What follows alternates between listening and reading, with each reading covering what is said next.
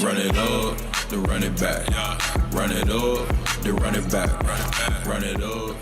Good Wednesday morning. Welcome to Run It Back. Look at us bright and early on this fine morning. Stadium insider Charania coming to us from Mexico. Chandler P. Lou Will, I'm assuming in Atlanta, and I am here in New York City. Guys, I would like to go ahead and give you a couple seconds to acknowledge that both of my parlays hit yesterday. By all means, Lou and Chandler, I'm listening. Thank you. Congrats on your first win, Michelle. I feel like I'm on a roll. A long time coming. Thunder. I mean, I was the only one. I believe in this Thunder team, and that is where we start the show off because they're fun and they're on fire.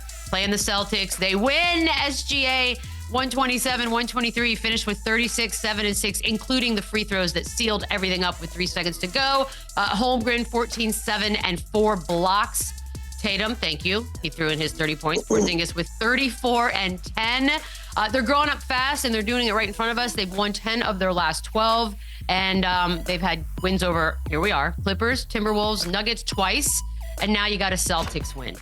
I know we've talked about this, and I know we have said that they are young and that there's still time, but has that changed? Jailer, I'll start with you. Is it maybe happening sooner than we think?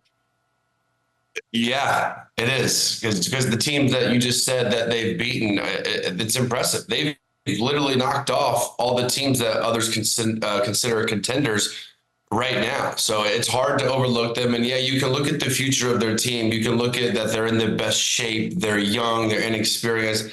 But this team is winning games. And they have an MVP candidate in Shea on their team.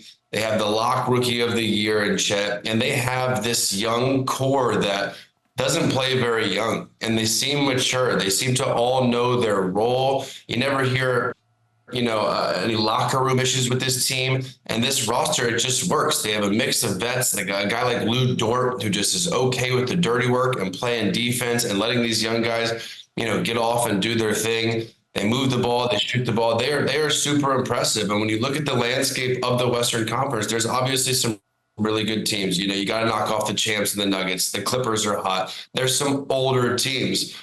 But this team is tough, and they're young, and they're full of energy, and they're hungry, and then their front office has done this job where they also have the best situation with picks and assets moving forward, so they can still go and get better if for some reason this thing goes south. But they're really impressive, and they are exciting to watch, and they got a lot of talent where they're going to continue to get better, and if they keep peaking, they can be contenders as early as this year. Yeah, you got to give them credit, Chandler. This team is way ahead of schedule. I was a little hesitant to give them the credit simply because of how young they were, and I felt like they were still in the building process. Now, these guys are the real deal. They're getting a lot of good production from a lot of different guys. Like you mentioned, Chet, he's the clear-cut rookie of the year right now. Shea is probably going to be an MVP finalist, and they're getting good production out of these guys. And another thing that we're not talking about is OKC is an underrated, tough place to play. They've been very good at home.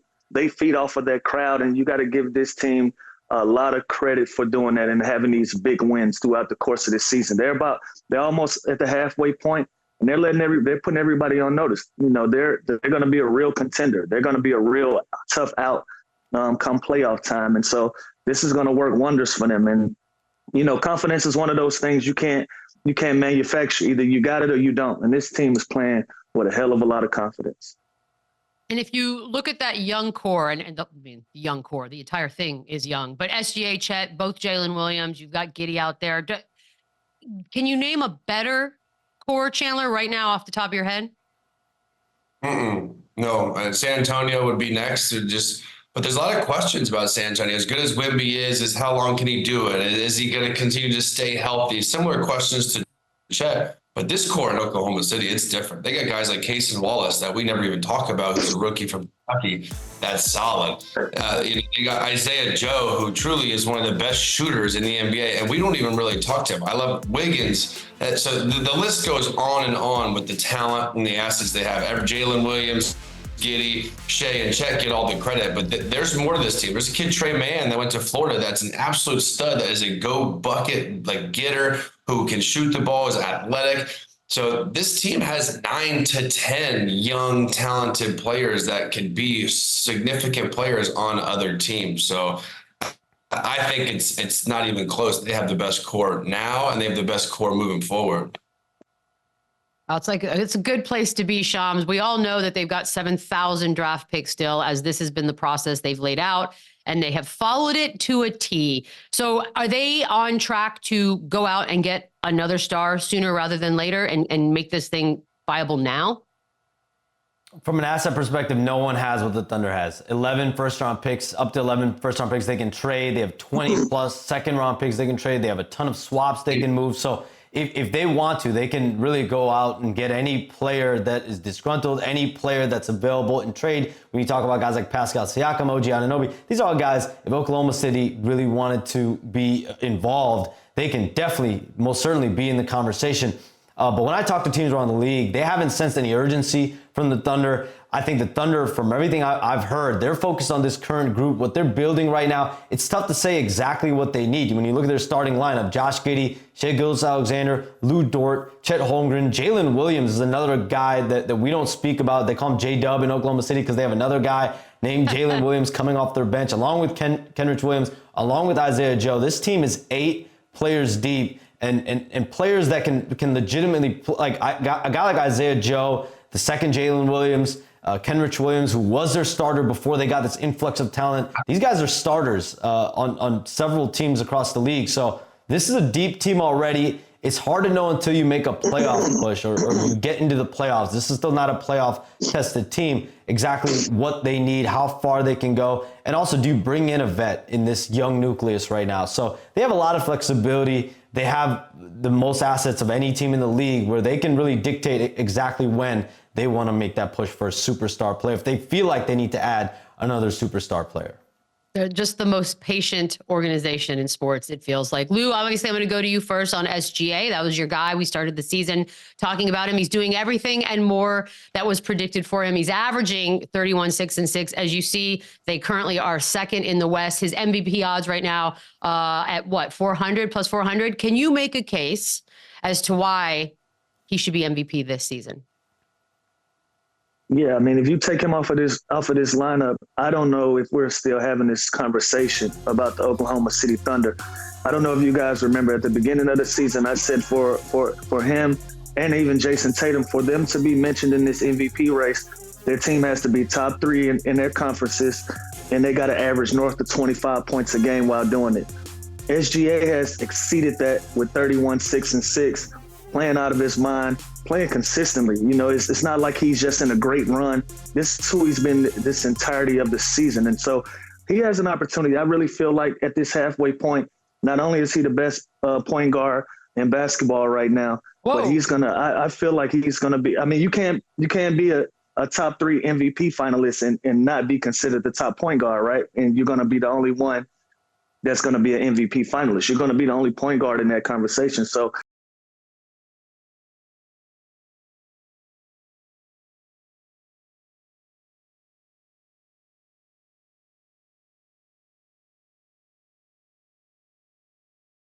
point guard.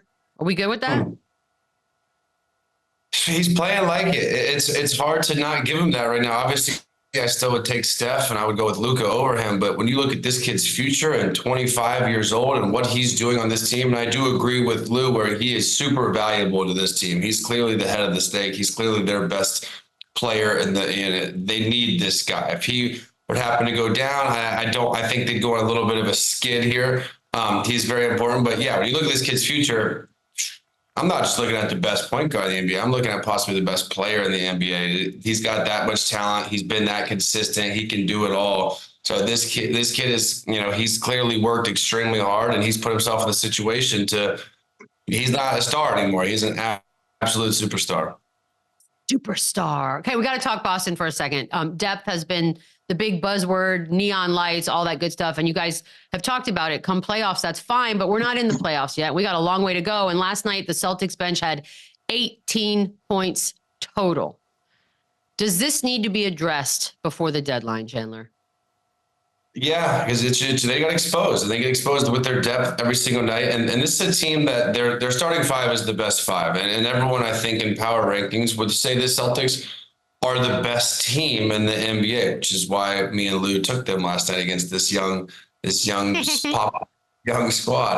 But yeah, you can't afford to have Jaylen Brown and Drew Holiday have off nights. Jaylen Brown goes 4 of 18. Drew Holiday goes 2 of 8. They're not deep enough to have games like this from their star players. So it's okay when Pritchard gives you 20 and when Hauser hits 4 or 5 threes. Then it works out because we know where we're pretty much going to get with Tatum. And Porzingis had a big night last night. When this team, everybody plays well and it's a collective effort and they fill up the stat sheet, that's when they are elite and the best team in the NBA. But when you have your 2 or your top 3, 4 guys struggling, inefficient, not playing well at night, they're beatable. And so that is scary in a 4-game series. But again, this is a team, the Thunder, they got up for this game. They know everyone talks about how this is the best team in the NBA. This is probably the favorite to win the championship this year. And this young Thunder squad, they rose to the challenge and they manned up and they got a big win against a really, really good team that who knows, they might see in the finals. That would be crazy if that is our finals matchup. Moving on, the late game last night, Magic out on the West Coast facing the Warriors. Warriors hang on for this one, beating them by 6. All 5 Warrior starters, double figures. Steph Curry had 36, 6 and 4. Kuminga threw in 19. Banchero with 27. Here's the thing, though, and it feels like we're just watching Groundhog Day over and over again, Chandler, because Steph has to go off no matter what, and then we just hope. And that just feels like a disaster waiting to happen. Something else has to happen, right, Chandler? Like, this cannot be the game plan for the entire season that we just depend on Steph. Yeah, it's tough. It's unfair to Steph to continue to have to play at this clip. It's unfair to have these expectations that Klay Thompson's just going to be back to the Klay Thompson of, before the injuries. And it seems like every single day there's something with this team. There's some storyline. It's Wiggins getting benched. It's Draymond getting suspended. It's Steve Kerr bitching about the refs. It's always something. So I think they're to the point now where Steve Kerr's is as many games as you can win now with this current team. You still have Steph Curry, so you're not out of any game. He's shown us this year that he's still playing at a high level. But I think the focus shifts to really, really trying to coach for the future, really develop these young guys and continuing to get Podziemski in the starting lineup, playing him high minutes. Keep developing Kuminga's game that hopefully he can come into that, second or third option on a championship team. Trace Jackson's been a huge surprise as a late draft pick this year. He's extremely active and he looks like it's going to be their starting big moving forward for the future. So yeah, it is, you feel the era kind of dwindling away the last year for sure, especially this season, but you can't ever count them out with Steph Curry, and Klay Thompson can still get hot, and Andrew Wiggins has kind of been up and down. If he can get back to some sort of consistent level that he was at a year ago, this team can still give other teams trouble. But it just, if I'm the coach, if I'm the front office, if I'm Mike Dunleavy, I'm definitely starting to groom more for the future than having any chance of contending this year. Lou, I'm going to play some sound here. And on the other side, I want to hear what you think. It's Klay Thompson talking about a recent conversation he had with Coach Steve Kerr. We had a conversation about just enjoying this last chapter of my career and how lucky I truly am to still be playing this game and doing it at a high level and being a better mentor for these young guys, leading by example and having my energy right every game. And he helped me realize when I do have negative energy, how that affects the team in a poor manner. So we had a great conversation. That just helped me change my whole mindset. Wow. That was kind of deep, Lou. What did you think about what you just heard? He's holding himself accountable. I feel like when you have such a storied career and you have so many accolades and success in this business, and once you get to a fork in the road and you don't know which way to go, you have so much uncertainty with your future, you kind of get stuck within yourself. You start being a selfish type of person without even realizing it. You start worrying about, well, how can I play better? What can I do? How does this affect me? Instead of worrying about the team concept of what you're doing. And I think, maybe he's hit some rough patches and he feels like he should correct those things. And instead of worrying about what's ahead of the road for Klay Thompson, he should be worried about how can he be a positive impact on other players, like he just mentioned. And so I think he's having that come to Jesus moment that we all have. Once we realize we're probably somewhere at the end of our careers, we're in our last 2 to 4 years of a story run, and it's a scary place to be. And so, that's probably impacted him mentally negatively, like he just mentioned, and he had to correct those things. So, that's what it sounded like to me. He got to get outside of Klay Thompson and just be the best teammate that he can be and play the best basketball that he can play at this point of his career. It's crazy because all the things he said, we had Meta World Peace on yesterday, and he was talking about Draymond and how Draymond doesn't seem to have hit that part of life where you think more about what kind of a mentor you could be versus yourself. And Klay Thompson's over here having that exact conversation, Chandler, but he also is looking for another deal. So was it jarring to hear final chapter and knowing what his contract situation is? Well, this was the realest we've heard Klay Thompson, right? This is the most honest and accepting of where he is at his career in this very moment. Usually it's been, upset with the role, upset with the minutes, upset they didn't get the contract. This is tough, man. I had these similar conversations towards the end of my career with JB Bickerstaff, where you have to come to a realization of what truly are the expectations. And he knows, Klay knows how his body feels. No one knows him like he knows himself. And he knows what he's capable of now. And he can still go and get hot, and he can still go and impact games, but it's just different now. You move different, you feel different. And what Steve Kerr is saying here is it lingers into the locker room, and it's contagious. And sometimes when you get caught up in your own situation and your own future, your own season, it just brings negative, bad energy into the locker room. It puts that on the young guys where they can see, and it is bad. So I'm glad that they had this conversation. They obviously have been together for a really long time and have this open relationship where they can have this kind of dialogue and be real human beings off the basketball court. And like I said, this is the first interview I've seen Klay where he's accepting it. And this is, I think, the first step to kind of realize, like, okay, I'm bought in. Let me try and enjoy, this last part of my future instead of stressing and worrying about the future. Financially, he's taken care of. He's a first ballot Hall of Famer. He's a champion. His career is set in stone. So I think now it's hard. It's hard to accept that. It was hard to retire. I mean, I was always injured. I didn't have half the career Klay Thompson had, but it's tough to have nothing to do, to not have that schedule, to pick up golf or pick up whatever his hobby is. He likes to be out in the water. It's hard to have that and not have basketball in your life when it's been your everything your entire life. So I think it's scary. It's the unknown is makes him a little nervous, but it's good to see that he kind of is accountable and realizes, and they addressed it now so they can hopefully have time to turn this season around. But we're all assuming he's still another 2, 3, 4 years, right? I mean, that's not done. Okay, I'm just making sure. I was like, it feels so final the way he's talking. Shams, we are officially at the 10 games served mark for Mr. Draymond Green on the indefinite suspension. Any update there?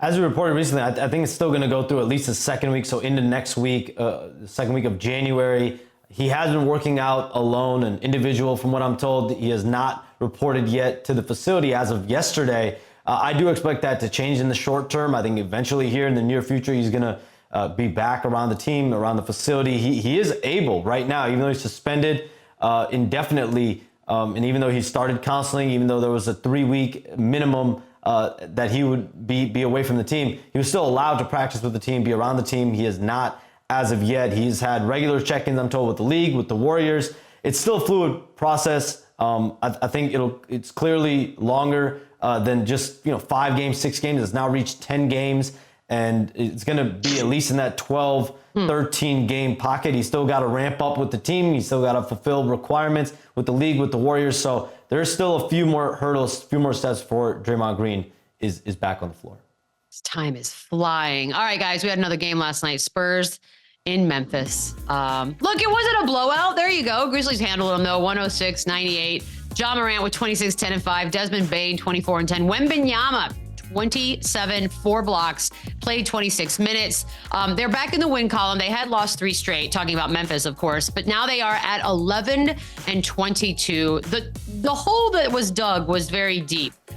But as far as playoff contention, Lou, I'll start with you. Is the mountain too high to climb for this team in the time that's left?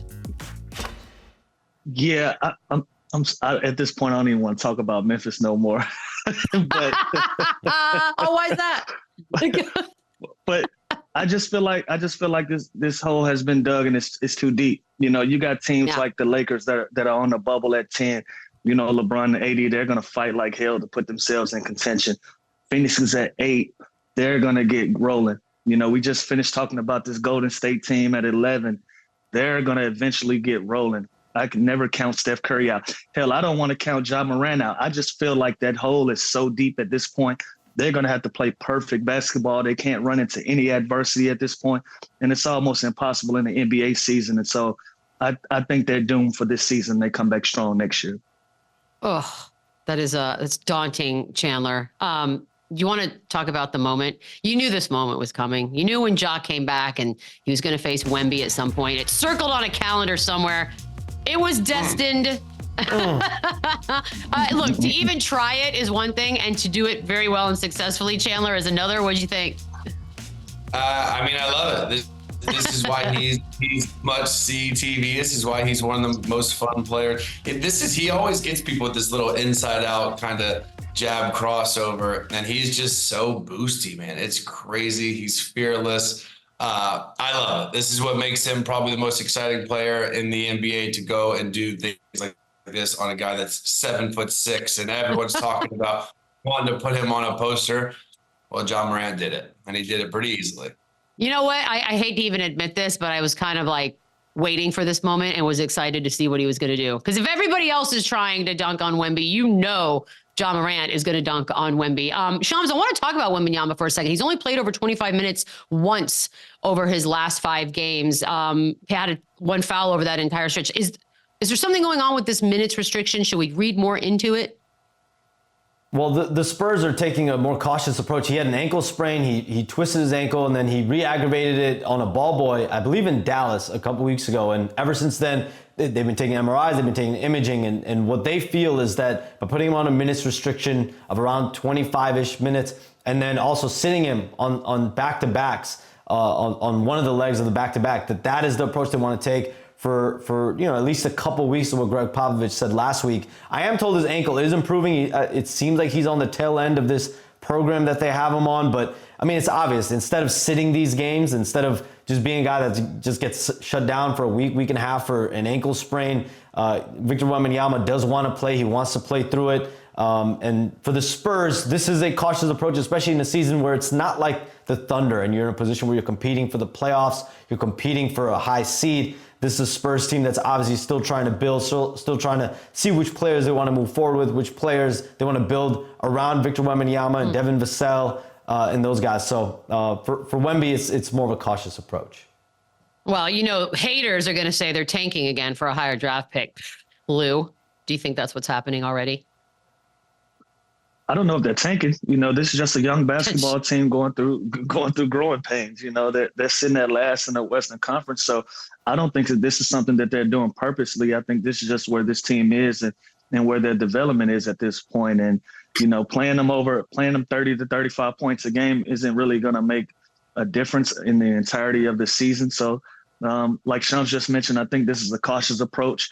25 minutes a game it's a lot. It's 2 quarters worth of basketball, and you got a long season ahead of you. You don't want to risk anything, and so I don't see this as something they're doing intentional. I think this is just cautious. Patience. We have to have patience. Look at OKC. They are the prime example. Coming up, we got some scoops. And you buying that when Run It Back returns. Run it up, run it back, run it up, run it back, run it up, run it back, run it up. Ooh, we got some scoop. Shams, you had some news on Dwight. It's funny because I follow Dwight Howard on Instagram right now, and I feel like he's constantly posting. But then we got actual news from you, Shams. What's the latest? Dwight Howard, 8-time All-Star, 3-time Defensive Player of the Year, former teammate of Chandler Parsons, our own Chandler Parsons. He is signing a contract to play with the Philippines team Strong Group in a Dubai 2-week tournament this month. He's continuing his basketball career. He last played a couple years ago with the Lakers. He won a championship with the Lakers in 2020. I expect this to be a start of a few deals for Dwight Howard this year in 2024, so he can prove that he's still playing professionally and then trying to be a viable candidate to try to make an NBA return. He's still trying to do that. We see him on social media all the time, pitching himself to teams. I believe last week he pitched himself to the Detroit Pistons. Chandler, you played with Dwight. I'm curious your perspective. Also, Lou, playing against Dwight, your guys' perspective. Do you think he can make a comeback? Ooh. I mean, I haven't seen him in a gym and on a court in a really long time, so I don't know what shape he's in. I don't know, if he can go help a team right now. I'll tell you this, when it comes to these vet guys that, want to continue to play, and I think it's valuable when it's a really good team and they can give you depth like a DeAndre Jordan on the Nuggets, or if it's a really bad team like the Pistons or Spurs, just for a great leadership, locker room, something like that. But those that's good, Chandler.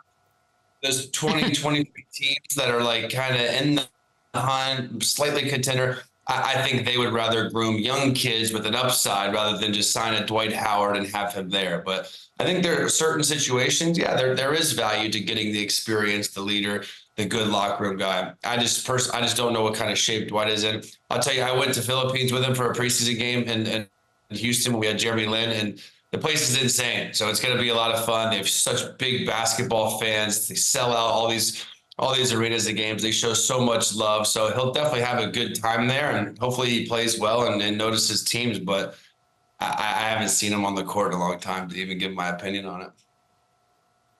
Yeah, it's been a while. Listen, you're talking about a guy who, if he's in the league right now, he's in year 20.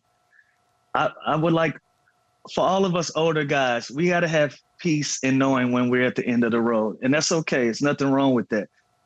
Dwight Howard has had a storied Hall of Fame career, but he'd be old right now. He'd be considered old. He had opportunities at the end of his career to play with the Lakers, had some different stops, Wizards, Atlanta Hawks, and this and that. And the production just wasn't there. So if I'm him, I do what I'm doing now. Let's go overseas and be celebrated as the Hall of Fame basketball player that I am, and just continue to hoop in whatever capacity that you can. Okay, but hear me out, Lou, because we had John Wall on earlier in the season, and he's still in the gym, trying to do something. But I give you a starting 5 of Kemba Walker, Eric Bledsoe, Rondé Hollis-Jefferson, Dwight Howard, and Boogie Cousins. We just came off of a team losing 28 in a row. Are you telling me that this starting 5 couldn't win a game? That sounds amazing. They would probably have about the same record. They'll be about 3-31. Okay, you're saying there's a chance.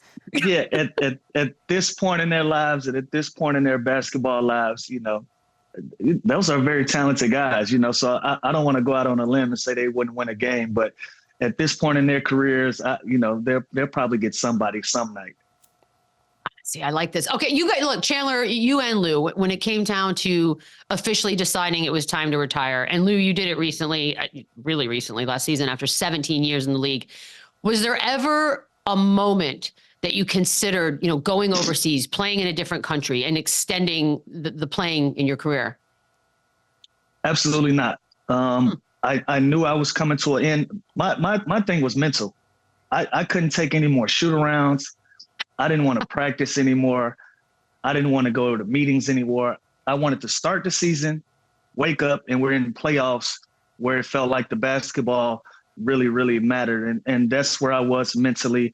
And also my kids were getting older. They started getting into activities. My daughter Zoe, she's an actress. She's in all of these school plays. My other daughter Jada, she picked up the basketball, started hooping. And so I wanted to be there for those moments. And so for me, it was all mental. It didn't have anything to do with basketball. And so I had a 2-year window where I knew at the end of that year, I was going to be done with basketball and I was going to move on to the next phase of my life. So I never considered going overseas or playing or chasing that high anymore. I'm wondering how did you ever think about it, Chandler? Or was it just like, I'm good? No, I mean, with me, it was physical. I could barely move by then. My knees.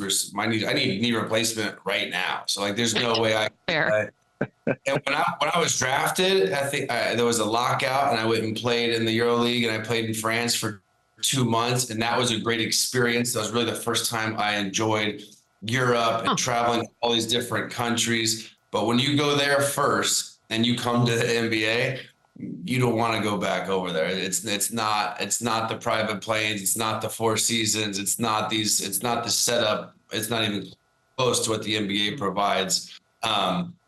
But as a basket, and again, like Lou said, my family started, I got married, I had kids. So my kind of priorities shifted once I was physically unable to do that, where I was at a good place, and I retired, pretty easily. Pretty easily. Has it changed, by the way? Because like I look at it as the way movie stars used to look at TV actors, and now it's sort of all the same. Like every biggest names are doing TV. Does it feel like there's a different perception of if you go overseas to play as a basketball player? Has the quality, or at least the perception of it, come up in the last 10 or so years? I think it's where you go. Yeah, Well, go okay. ahead, Yeah, the quality of the players are unbelievable. Look at the league right now. Most of the top players are European, and they come from over there. So I think that aspect where the talent is very good over there, it's a different game. There's different rules. There's different balls. Like, it is a completely different game. I just think it's the NBA is the mecca, unless they do something like golf where they have like a live tournament where one of these Saudi places are paying guys 50 to 100 million, like these golfers. I don't see it being a competition of going there.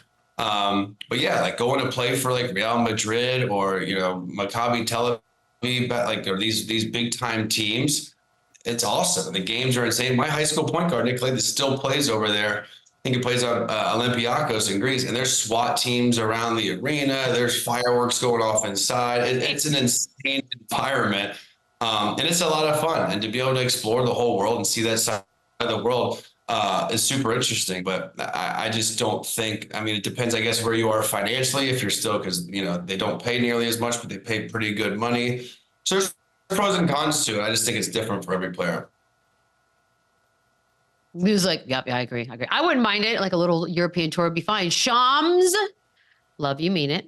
And we will see you bright. I'm about to go tomorrow. on my European tour today. Oh, God. What? Yeah, you wish, dude. You never take a vacation. Who are you talking about? Yeah, one day. Especially during the season. We'll talk to you bright early tomorrow. You guys sticking around because we're doing a little you buying that. And Chandler, this first one's for you. It's a little Tyrese Halliburton love. He had back-to-back 20-point, 20-assist games. That's insane to me. Currently leads the NBA in assists. Are you buying that he is the best distributor in the league right now? I am. I think the way he sets up his guys, the way he limits his turnovers, the ball is pretty much his hands. He can play pick and roll, he can play off screens, he can play off the ball. But no matter what he does, he gets in the lane and he finds his guys. He makes the game easy for Miles Turner, for Buddy Hield. He gets out on the break. And this, I'll tell you what, there's a lot of really, really impressive stats, but 2 back-to-back 2020 games, it's insane. It really, it's absolutely insane. And yeah, if I was a player looking at the pass first pure point guards in the league, Tyrese Halliburton's probably the best one at setting up guys. Not the best point guard, but he's the best pass first, get your guys dialed in for sure. Felt like a typo. Lou, he got the easy one because you're getting a Gilbert Arenas one, and you know that's going to be fun. Said during his rookie season with the Warriors that they were so bad that guys were drinking beer out of Gatorade bottles on the bench. Are you buying that? I'm buying it. I'm buying it. Listen, the early 2000s in the NBA was a different time. I'm not gonna kiss and tell, but I experienced some very, very interesting things as a rookie when I came into the league, and Gilbert came in a little earlier than I did. So I can only imagine some of the things that he's witnessed, that he's experienced in the locker rooms on the bench. Now I will say, he probably saw somebody drink a beer on the bench. I don't believe the narrative that he's saying that this was something that was constantly happening or happened multiple times. He probably witnessed it once, maybe twice, but for sure this wasn't a regular occurrence. So I'm buying that it happened, but I think he putting a little extra on it, putting a little sauce on it, and tried to make it sound better. He's saying 2 beers a quarter. like, so you're drunk at the end of the game. No, that's by that cap. theory. That's cap. It's first of all, you don't even have Gatorade bottles on the bench. You know, this is but however, the NBA was a different place at this time. It was sort of the wild, wild west at that time. And like I said, I've experienced some things close to that early on in my career. So I wouldn't put it past these guys. I'm buying. LeBron walked into a game. LeBron walked into a game. Wine in his hand. That's true. That is true. And that was good stuff. Wasn't just some cheap beer. Okay, yeah, maybe. AI got his hair braided on the bench. So this is a different time we're talking about. God, it's awesome. All right. Well, speaking of, moving on, Shaq Chandler recently took a little bit of issue with the fact that Chet Holmgren's being called phenomenal, that he has not earned that right, and that word specifically should be reserved for guys basically with larger bodies of work. You buying that? Come on, Shaq. You're hating. He's He's big time hate. He's been phenomenal this season. I don't know, his definition of the word, but the kid has been outstanding. That year of him in Oklahoma City working out in an NBA facility has clearly done wonders for him because he's not playing like a rookie and he's running away with Rookie of the Year.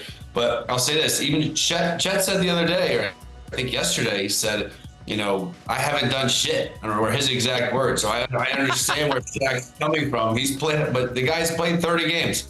It's been an electric 30 games. So if he's not phenomenal now, he's on the way.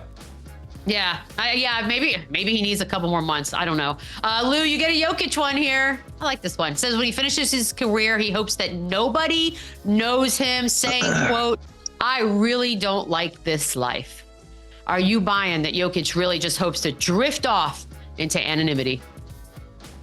Yeah, I'm buying it. I had an opportunity to spend some time with this guy in the bubble, and he's a very quiet, reserved, laid-back guy. And I think he just really loves basketball and really good at basketball, and he could care less about everything that comes with it. I'm sure he doesn't care about social media, any of these things. I've never seen him do a sit-down interview. That's for somebody who's an MVP, that's a champion.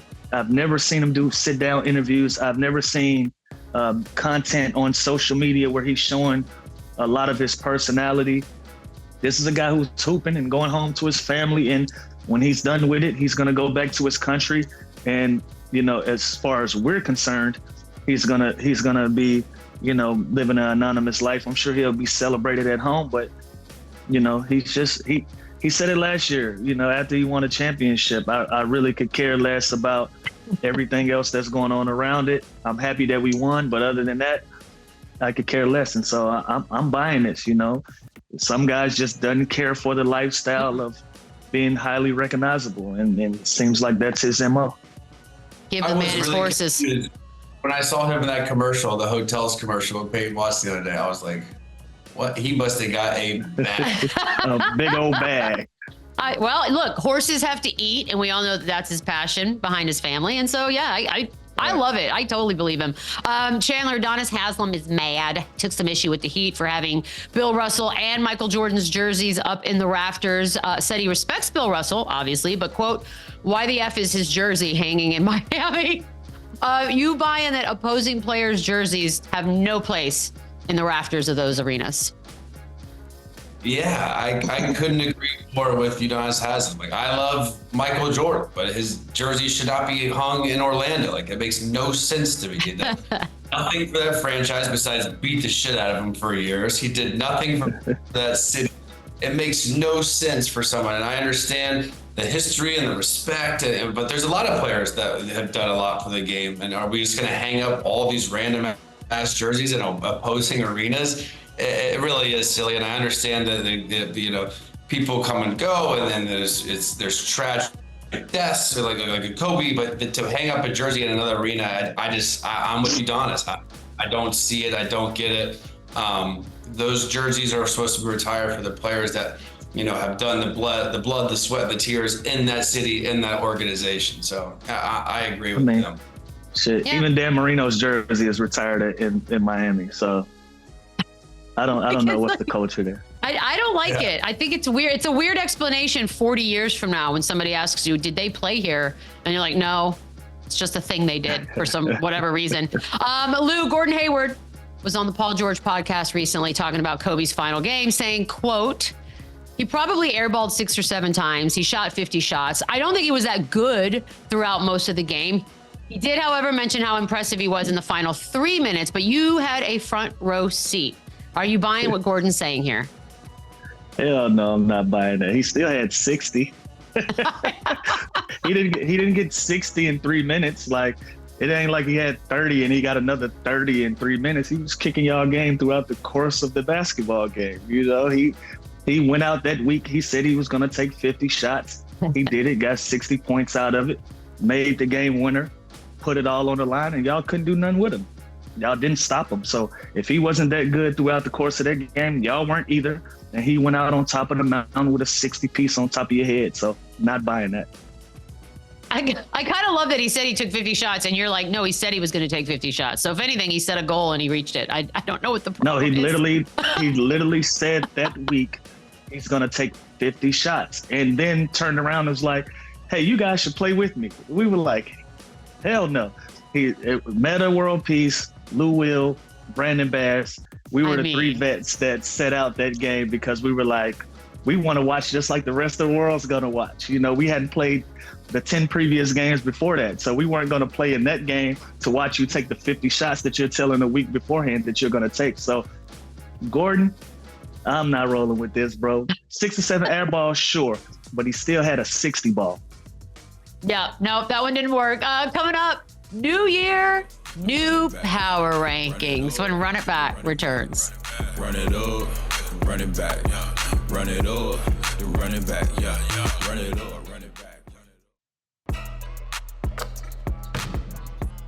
Well, it's the beginning of a new month, beginning of a new year, which means we need to update our power ranking as they stand right now. It's the top 10 teams in y'all's opinion, and we're going to go back and forth. And we're going to start with number 10. And Lou, you're kicking things off. Who you got in the 10 spot? Yeah, number 10. I'm gonna go with the Sacramento Kings. You know, which is not a bad spot for this young team who's still trying to turn that corner and become, you know, a top 5 team in this league. A lot of young talent. They're going to give somebody a big-time headache coming into the playoffs and the postseason. Sitting at number 5 in the West right now, I really like where they are, but I'm going to give them the 10th spot. Okay. Chandler, keep it rolling. Yeah, I like that. Number 9, I'm going with the Lakers. And again, it's not just you can't just look at the standings and look at the Magic are here. I'm talking about the overall better teams in the NBA. They have LeBron, they have Anthony Davis. They're going to make at least the play-in and make noise in the postseason. So I think the Lakers have been a little bit of an up and down year, but we got them at the 9th spot.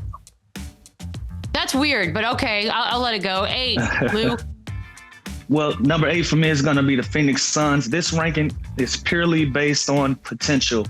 I still feel like this is a group that's going to get it together. They're going to figure it out very soon. And they're going to create some havoc, man. Sitting at the 8th spot, I think they get this down to a 5 or 6 when it gets down to the nitty gritty of the season. But right now, they're just an 8 for me. So I'm going to leave them there. All right, I think that's fair. Chandler. Yeah, 7. This is a shocking one. I got the Thunder, which they've obviously had a big win last night. Boston Celtics. They still have a lot to prove. Still a young team. Being the 7th best team in the NBA at this age is not the worst thing. They're only going to continue to go higher. Lou, y'all keep going. I'm just watching. Yeah, 6. My bad. 6th spot. I'm gonna go with the T-Wolves. Even though they're sitting number 1 in the West, I still feel like this team hadn't hit any turbulence yet. So I'm gonna just hedge my bets a little bit. Keep them at 6. 5th, we have the Denver Nuggets. Oh, really? That's a little low for me, but they're the champs. They're hurt. Aaron Gordon being in the lineup is going to hurt. Peyton Watson's going to get some opportunity to play there, but we'll see where they go. But they're going to be a tough out in the playoffs. Aaron Gordon's fine. Number 4. Number 4, give me the Sixers. This team is playing very well. I still feel like they got some room to get to that 1 or 2 spot. Halfway throughout the season, they're sitting at a 4 for me, which is not shabby at all for this group. But I still feel like it's 2 or 3 teams ahead of them that's figured it out. So I'm going to give them the 4. This is getting interesting, Chandler. Yeah. The first Eastern Conference team, Philadelphia 76ers. Now the Milwaukee Bucks, same thing here. I mean, now we're getting down to the nitty gritty. Top 3 team. Dame Lillard starting to play well. They're starting to mesh together. Chris Middleton's getting his legs back together. I look for this team to continue to finish somewhere around here in the top 4, top 5, and they're a real contender. Now I'm curious who's it. Oh, okay. Number 2, Clipper Ganga don't bang. You know, these are my guys. We gave them a lot of criticism when they put that group together with James Harden. They were off to a very rocky start. They figured it out. They've got their lineups together. This is a very, very dangerous basketball team. So I see them to make a big time push after the All-Star break. Give me them in the 2 spot. Huh. We're not talking about them anymore, Lou. After that losing streak, we got them the 2nd best team in the league. Best team, Boston Celtics. They had a bad loss last night to the Thunder. But I think this is the team that's poised to win the championship this year. They got the best duo in the NBA. Since preseason, me and Lou's had these guys. Just feels right. Feels like it's their year. I'd love to see them add a piece and get some depth, but I think they are currently the best team in the NBA. Okay, Guess who they're going to play in the championship? The Los Angeles Clippers. Okay, this is insane. Can I just ask one quick question on behalf of Timberwolves and Thunder fans? Because obviously, if you just look at the records and all that, you have the Clippers way ahead of both of them. Is that we don't just trust simply them yet, Michelle. Okay, that's what I thought. We just don't trust them. Roster versus roster. It's Hooper's intuition. Right now in a playoff series, the Clippers, I think, would beat both of those teams. Okay, that's fair. I just wanted to make sure because I'm sure somebody was wondering why would you say that. All right, I don't know about that. I could argue some of these, but let's go around the league. Clippers are up first, actually. This kind of worked out. It was almost like the perfect segue because they're playing the Suns this evening. And I don't want to jinx it, but we should be seeing the big 3 out there against this Clippers squad. If you had to pick a big 3 moving forward, Chandler, are you taking the Clippers or the Suns? Moving forward, I'm taking the Suns. They got the best Devin Booker as the young player. Bradley Beal is younger. They're just younger. So moving forward, I like the Suns. Now, in a game tonight, fully healthy, it's a pick 'em. It's a toss-up. But these are both teams that have experience. They have talent. They have scoring. Who's going to defend and get more stops when you look at a team matchup like this? Okay, look, the Clippers saying, Lou, you had them going to the finals, basically. Are you telling me they're more dangerous than even the Denver Nuggets, the defending champs? Absolutely. You know, let's say James Harden rolls an ankle, God forbid.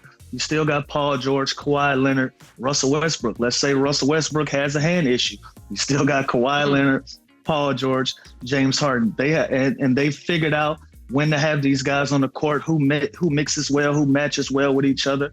And they're rolling. You know, for this team to start out of playoff contention to be in the 4th spot right now, they're going to be a very dangerous out. You know, so I'm going with the Clippers. All right, simply put, who wins tonight, Lou? Clippers. Chandler? Ooh. Clippers. They've just been a better team. Give me Phoenix. Give me Phoenix. Oh, wait. Breaking news from Shams. Hold on. No KD. That just happened. Nope. Keep that energy. No, you gotta keep that. It's a verbal binding agreement. I gotta stick with the Suns. Give me the Clippers. You gotta keep that energy. But hey, listen, Chandler, we know how the game go. There's gonna be a heavyweight bout at the start of the game, and then as soon as you gotta go to the bench, that's where it gets a little crazy. I trust the Clippers bench a little bit more. Man, this has been the biggest tease of this Phoenix Big 3. The biggest tease. All right, fine, whatever. We'll go to Heat and Lakers. Miami out on the West Coast. Lakers. It's not fun. Lakers have been not performing very well. 3-8 since winning the in-season tournament. Ruh-roh, they peaked. Will that be the biggest moment of their season, Chandler? I'm not even trying to be funny. Was that it? They got a little hangover from their parade.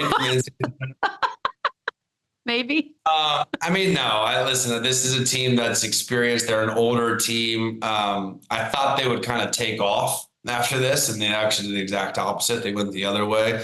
They need to get Gabe Vincent back. I think are they going to make a move? Are they not going to make a move? Are they going to move D'Lo? Are they going to move Rui? I think they still have some unknowns, but this is a team that's going to continue to win games, and this is a team that is not going to be taken lightly in the postseason. To knock off LeBron and Anthony Davis, if they're healthy 4 times in the playoffs, is going to be a tall task for anybody.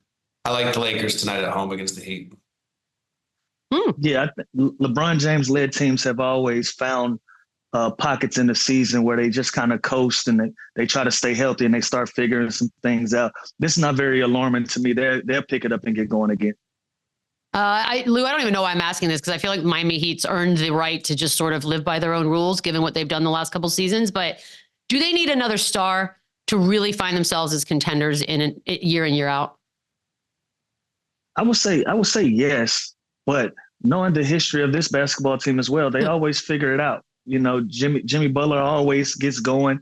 Bam is going to get going. Kyle Lowry always keeps that team organized and being a leader and the point guard that they need. And so Miami is just one of those teams for me that I never count out, but I think another star would help them tremendously right now. Chandler, you agree? Yeah, and this is a team that you can't just look at their book of work during the regular season. This is a postseason team. They're tough. They defend. They have a great coach, and they have stars. They have Jimmy. They have Bam. Here, going to get you buckets. So this is a team that I'm not concerned about, and they're also going to be really tough. All right, that'll do it for us on a Wednesday. We will be back tomorrow. Enjoy the games. Run it back, run it up, run it back, run it up, run it back, run it up.